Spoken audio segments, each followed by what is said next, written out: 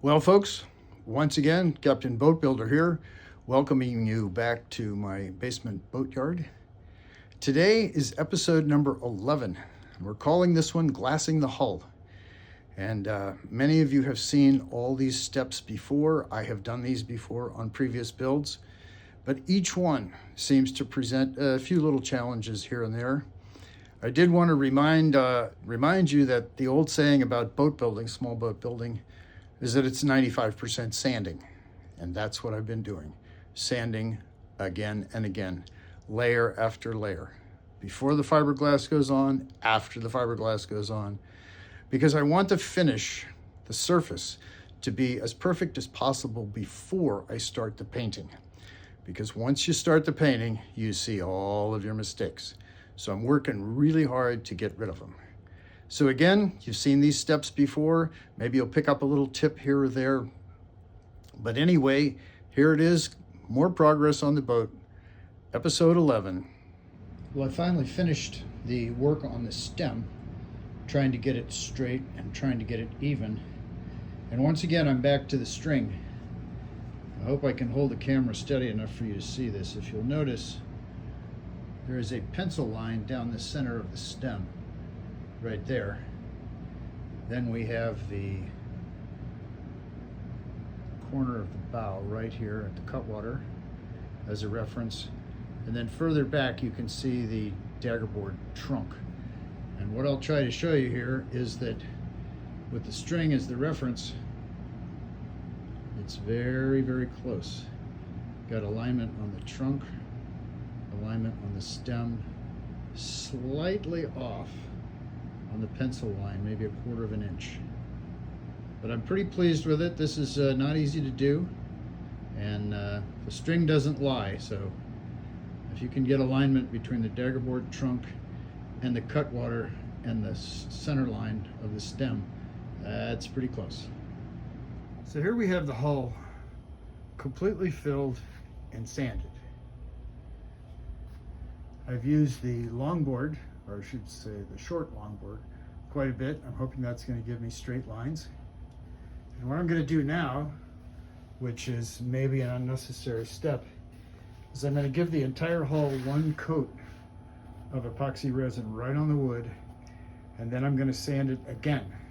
And the reason I'm doing this is that you can see here, this is what one coat looks like. One coat of epoxy sanded, and you can see these areas that are still shiny. Those are the low places. And so that's where I'm going to be filling in and doing more of filling places like this, smoothing it out, and getting ready for the glass. So my idea is to get the hull as smooth as possible before the glass goes on, because there will be more sanding after that. So now I've reached the point where I have one coat of epoxy rolled onto the hull after I faired it and sanded it as carefully as I could. And the reason I'm doing this is, again, I'm going to be sanding it some more with much finer paper and the longboard, and you'll be able to see the shiny spots, and those are the low areas, and I'll be filling them in. You guys know the drill. It just takes time. But what I have noticed that's helped me quite a bit, I don't know whether it's the gloss from the epoxy or whether it's the lighting, but now the edges, the seams, like right there, the seams actually seem to be lighting up just a little bit, and it makes it much easier to tell if the seams are straight. And I was looking at them before when the boat was sanded. They kind of all blended together, but now they're very, very distinct, and I'm able to tell if the seams are straight. Now, I have a limited ability to fix things at this point, maybe a little bit of fairing, but I will have to say that I'm quite pleased with the seams and the evenness. They don't seem to have very many wavy lines, which is the indication, of course, that the planks are all set the way they're supposed to be set. So I'd have to say that I'm quite pleased with the seams right now. And again, this shiny epoxy helps me to see the line of the seam. So it's something you might think about, and I'm just going to be doing a little more sanding in a couple of days. When I'm finished with this, when I'm finished with all the fairing and filling in what I think are the little low spots, then I'll be putting the glass on. So here's the hull after the first sanding. Remember, I put on a layer of clear epoxy, and as you look around, you can see areas where it's still shiny, like right there, up here and over there. Those are areas that are relatively low, and so sanding takes down the high parts, brings up the low parts. Putting on another coat here that I'll be sanding again. What I'm figuring out is I think it's much easier to do the sanding before the glass, because then you can sand it pretty hard, and the worst thing that happens is you're down into a little bit of the wood. But if you do a lot of heavy sanding after you put the glass on, it doesn't take long to get into that 4-ounce cloth, and that's not good for the boat. But anyhow, done a bunch of sanding, got a bunch of high spots and low spots, and I'm putting on yet another coat of epoxy. This one is thickened just a little bit with the West System 410. It's supposed to reduce runs and make the sanding easier. So I'll get back to you on that one. So here's the West System 410 Microlite fairing filler. You can see it's kind of a pale brown. When you mix a little bit of this in with the resin before you put it on the boat, it kind of looks like a very thin chocolate milkshake. So this is the boat after I've put on yet another coat of resin, and this time I filled it in a little bit with some of the 410. You don't want it to be too thick. Like they say, if it's not rolling on well, then you've mixed it too thick. But what it's supposed to do is it's supposed to make the sanding much easier. I'm looking forward to that. And it's also supposed to reduce the chances for running. And so when I look down the side of the boat, it looks pretty good so far. I did have some drips, sometimes people call them holidays. I did have some of those when I put the first coat on, which was just straight resin. So according to Russell Brown, this 410 additive does something that he really can't describe, but he's seen it work, where it sort of increases the surface tension and reduces the tendency for the resin mixture to slide down the side of the boat and make runs. So this is what the second coat looks like, and probably almost all of this is going to be sanded off. The other thing that I'm going to do, remembering back from my previous builds, is that if you sand this after 24 hours, it's pretty easy to sand, but the problem is it tends to gum up the sandpaper, and the sandpaper doesn't last very long. If you wait a couple of days, it gets harder. It's a little harder to sand, but the sandpaper lasts a lot longer. So I only waited 24 hours on the first sanding. I'm going to wait 48 hours on this, and like I said, I'll report back to you. Well, folks, the sanding is finally finished. This is the second gloss coat, if you want to call it a gloss coat. This is the second coat that I used to sand mostly away and build up. This is the coat where I added the West System 410 Microlite fairing filler and mixed it to a consistency where it was starting to get a little bit thicker, mostly like a milkshake, but I could still roll it on without any problem. So I used the 410. It did help a lot with the running, especially on the sides. I had hardly any problems with the running on the sides. Then I also waited 48 hours before the sanding. And so as a result, the resin was harder, which kept the sandpaper cleaner. It might have been a little bit harder to sand, but the paper stayed clean. It was more like dust. So between the 410 in the resin and the waiting 48 hours, I got a really nice finish. And you can see, if you remember the last one, there were a lot fewer shiny spots on the boat. I sanded this with 80 grit paper, and that accomplished two things. The 80 grit cut through the resin quicker, which helped a lot, but it left a nice surface. It's what they sometimes refer to as tooth. In other words, the surface has to be well scratched for the next layer of resin to stick. And in this case, it's going to be the resin holding the fiberglass cloth down. So I'll be moving on to fiberglassing the hull.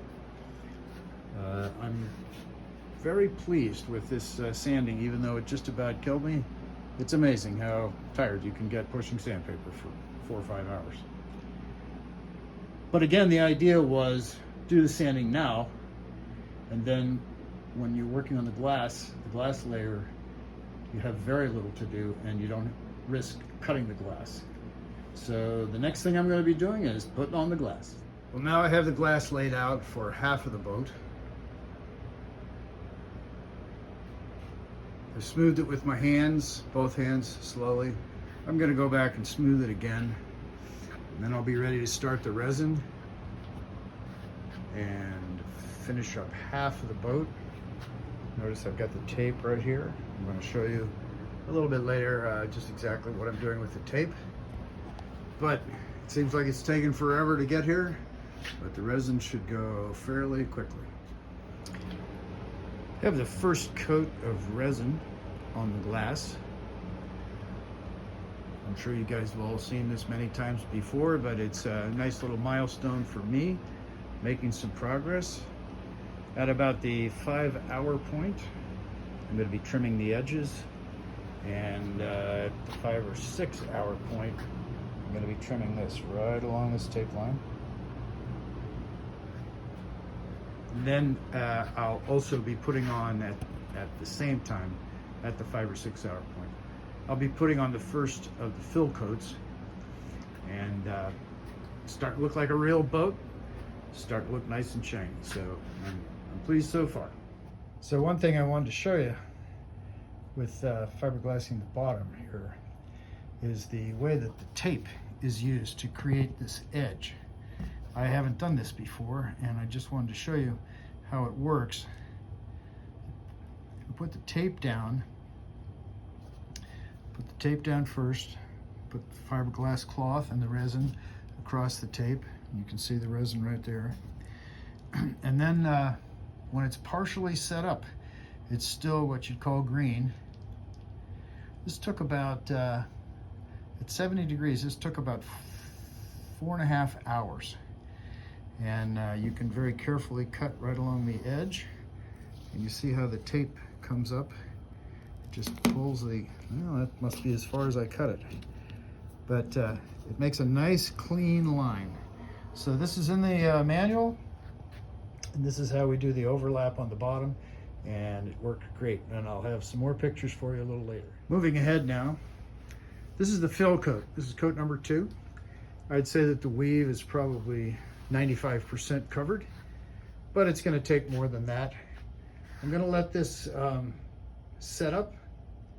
Then I'm going to lightly sand the center section because I'm going to be overlapping the layer from the other side. It's going to come to right here. So the center section of the boat's going to have 2 layers of 4 ounce. This edge right here on both sides is going to have 2 layers of 4 ounce. And the rest of the hull, which would be this panel, and this panel, they all have 1 layer of 4 ounce. And it's overlapped, you can't really see it, but it's overlapped in here, right to the edge. So the cloth comes down and goes to the edge. I'll probably be using more layers of epoxy than that because I'm going to be doing some sanding in the future. So now the bottom's pretty much finished. We now have right here in the center section, we have 2 layers of the 4 ounce cloth, and the rest of the hull on both sides is 4 ounce right down and slightly overlapped on the underside of the gunnel. And this is different than what's in the plan. It's less cloth and lighter weight cloth, but this boat's going to be pretty much just for day sailing and light duty. I didn't think that the bottom needed to be especially tough. I don't plan to ever go on a beach or a rocky shore. So I'll be putting in some fill coats and then some overcoats and some careful sanding before I start the painting. but the bottom is pretty much finished, and I'm happy with the progress. So folks, to finish up for today, I'm going to be doing some relatively light sanding on the entire bottom. I'm not going to sand too hard because these areas on the sides, these side planks, they only have 2 coats of epoxy. There's a little more epoxy here in the center section. But I can't sand too much because what happens is if you're not careful, you can see right here, it's got to focus. If you're not careful, you can start to get into the cloth. So I want to avoid that. So what I'm going to be doing is sanding as carefully as I can in preparation for yet another coat of resin. I'll probably use the resin fortified with the 410 to again avoid runs and also increase the ease of sanding. And this is just the endless preparation for paint. So that's what we have to look forward to in the next episode. I hope you've liked this episode so far. A lot of you have seen all of this, and for me it's a little bit of repetition, but I still like it. So thanks for watching, and we'll see you next time.